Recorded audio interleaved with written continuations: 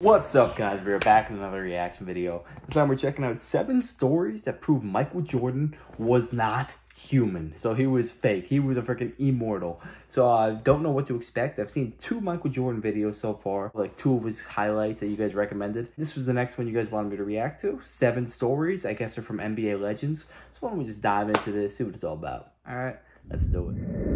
A man of his word. Dikembe Mutombo is known as one of the best shot blockers of all time. A man who turned a finger wag into a massive insult. And with this reputation came yet another challenge for Jordan. A challenge to dunk on Mutombo. The seeds were planted early, when Jordan dropped 37 on a rookie Mutombo-led Nuggets team, all the while trash-talking young Dikembe.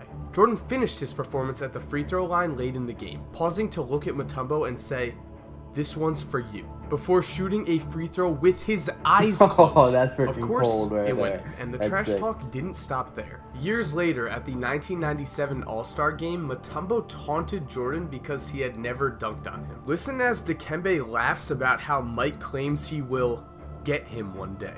He said, "I'll get you one day."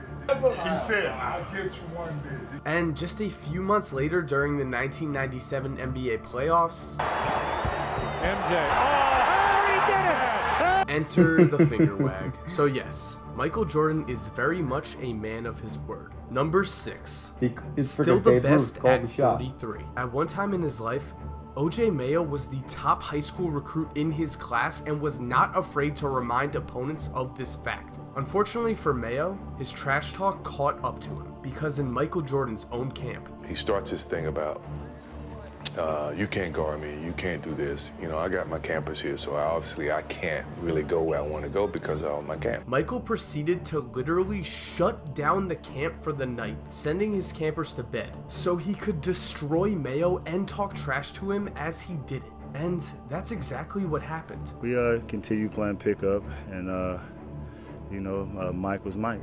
You know, A then you know what's 42 interesting about or- that story? He sent the campers to bed. They're like, no, I don't want to embarrass the kid. I don't want to ruin his confidence in front of all these young kids. Go to bed, and just the message between me and you, we both know who's the real king. I love that. That's a real G, because he's not trying to embarrass the guy. He's just trying to let him know I'm the man. 43-year-old Mike embarrassed Mayo, raining in shot after shot while telling OJ to go cry to his mama. The night ended with Jordan reminding Mayo, You may be the best high school player, but I'm the best player in the world. "Did I mention that he was in his early 40s? Number 5. Is he big enough? As we've already said, Michael Jordan loved to dunk. He saw it as not only a way to score, but a way to embarrass an opponent. So in 1987, when John Stockton gambled on a pass to Jordan and missed, Mike seized the opportunity and threw down a monster dunk. At this point, someone told Jordan to pick on someone his own size. The very next possession, Mike took the ball and saw 7'1" Mel Turpin in his way. And then, Look out, running! Oh my goodness! running back up the court, he screamed back, "Is he big enough?" Number 4.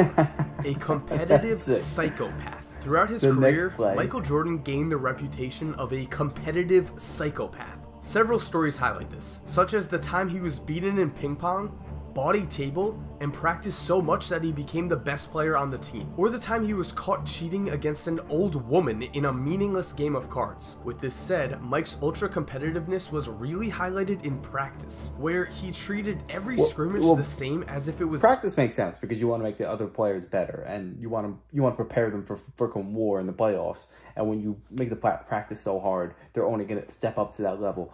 But the thing is, how you do one thing is often how you do everything. So if he's playing cards against an old lady, if he dogs it there, he's afraid that he's going to dog in other areas of his life. So that's why that's a competitive mindset right there. Game 7 of the NBA Finals. He also expected his teammates to play with the same intensity and would abuse them if they didn't. For example, Jordan is known for ruining the confidence of Rodney McCray and Kwame Brown, 2 players who let his constant trash talk get into their heads. On the flip side, we have Steve Kerr. Mike once got into it with the newly acquired Kerr during practice, testing him. This dispute ended up with Jordan punching Kerr in the face and giving him a black eye. To his credit though, Kerr stood up for himself and threw some punches back, saying, "It was one of the best things that ever happened to me. I needed to stand up and go back at him. I think it earned some respect, but we have a great relationship ever since. You gotta prove it, and then once you prove it, you're fine. And later on, in a key moment, Jordan would pass the ball to Kerr, a man he respected, and Kerr knocked down a game-winning shot in the finals. The point being that Jordan was always testing people, yeah, it was all a and test. you needed to It was all fight part of the back plan. to earn his respect. Number 3.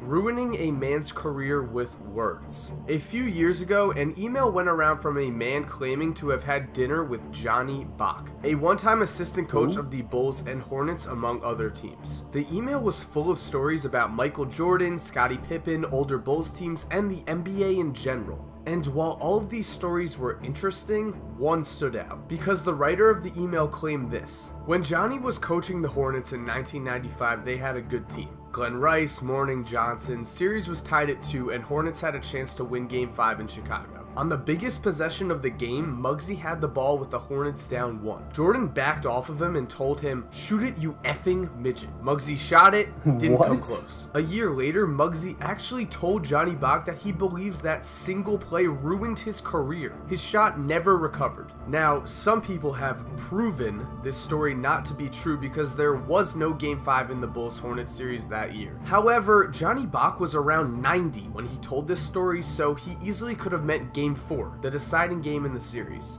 In this game, Muggsy Bogues shot 2 for 12, and the following things happened. At the beginning of the fourth, Muggsy and Jordan collide, and when Jordan comes up, he appears to say a few words. From here, Muggsy proceeds to do no right, as he goes on to get tied up into a jump ball, then a few minutes later he misses a shot badly. And then comes his final shot, with the score tied with around 4 minutes left. If the story is true, on this shot, Jordan calls Muggsy a midget and causes him to miss. Now, Muggsy did miss this shot badly. The Bulls did win the game and close the series, and Muggsy did have a noticeable drop-off in production after this game, which could be attributed to him just getting older. But if Jordan caused this with just some choice words in a key moment, then that means that Michael Jordan literally ruined a man's career with trash talk. Number 2.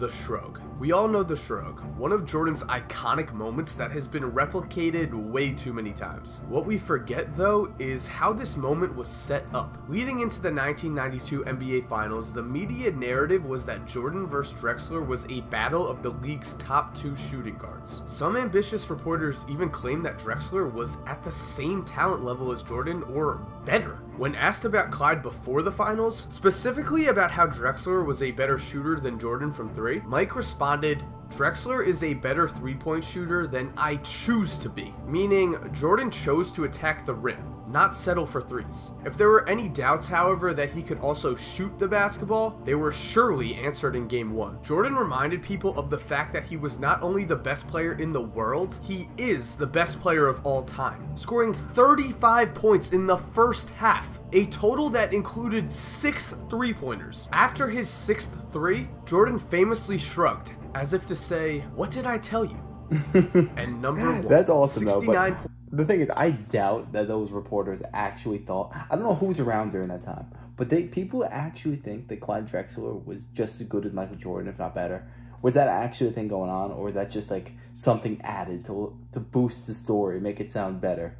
Because I find it hard to believe that Clyde Drexler, that name isn't even familiar. How would he be at the same level as Jordan? That doesn't make sense to me.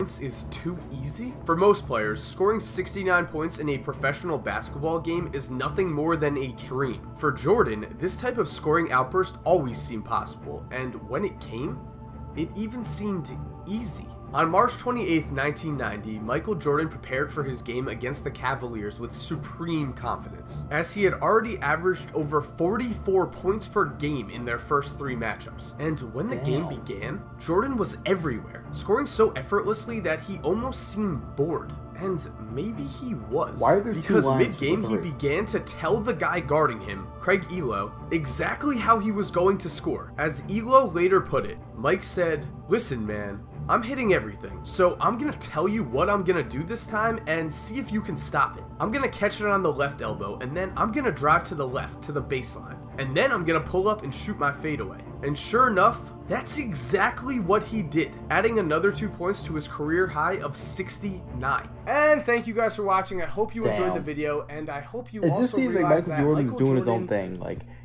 Nothing can get into his head. He was just that bulletproof. And honestly, if he set his mind to something, he was gonna freaking do it. So he reminds me of Larry Bird a bit in that way. Because you guys showed me some stories about Bird, and that dude was a killer as well. It just seems like those two guys are on another level. Like no one else is even near their competitive spirit. Then again, maybe I'm wrong. Let me know your favorite Michael Jordan story in the comments below. And when was Michael Jordan at his prime? Like what year? It was like 1995, 1997. What year was he at the peak of his powers? And if you enjoyed, make sure to smash that like, comment, subscribe, and take it easy, y'all. Till next time.